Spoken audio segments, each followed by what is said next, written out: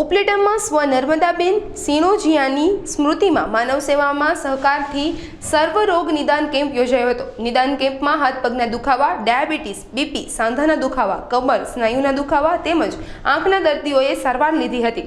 કેમ્પમાં 108 જેટલા વિવિધ રોગના દર્દીઓ તેમજ 30 જેટલા આંખના મોતિયાના ઓપરેશનના દર્દીઓએ સારવાર લીધી હતી।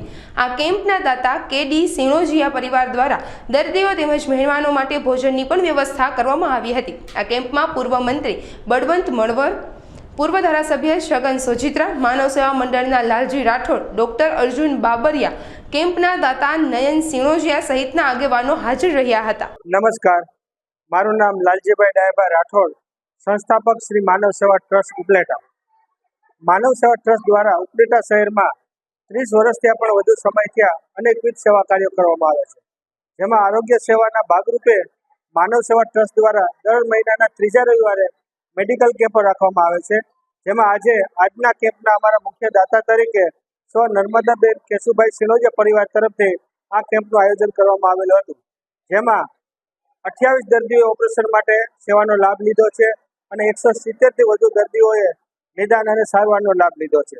માનવ સેવા ટ્રસ્ટ દ્વારા ટિફિન સેવા, આરોગ્ય સેવા, એજ્યુકેશન સેવા, પર્યાવરણ સેવા અને આરોગ્ય માટે અને તેમજ બહેનો માટે ખાસ રોજગાર સેવા સંસ્થા દ્વારા ચાલુ કરવામાં આવેલ છે અને આ સંસ્થા 30 વર્ષથી એક પણ દિવસ રજા રાખ્યા વગર સતત ને સતત સેવારત છે। તો માનવ સેવા ટ્રસ્ટ વતી દરેક દાતાઓને પણ અપીલ કરવામાં આવે છે કે આપ પણ માનવ સેવા ટ્રસ્ટમાં યથાશક્તિ યોગદાન આપો, અમે જાહેર અપીલ કરીએ છીએ। અને ખાસ કરીને આજના અમારા મુખ્ય દાતા સ્વ નર્મદાબેન કેશુભાઈ સિણોજિયા પરિવારનો અમે ખૂબ ખૂબ આભાર માનીએ છીએ। મારું નામ સંજીલાબેન સિણોજિયા છે। માનવ સેવા ટ્રસ્ટ ક્ષેત્ર ઉપલેટામાં મારા સ્વર્ગવાસી સાસુ નર્મદાબેન કેશુભાઈ સિણોજિયાના પુણ્યતિથિએ આ કેમ્પ રાખવામાં આવેલ છે। માનવ સેવા ટ્રસ્ટ દર મહિનાના ત્રીજા રવિવારે કેમ્પ રાખે છે।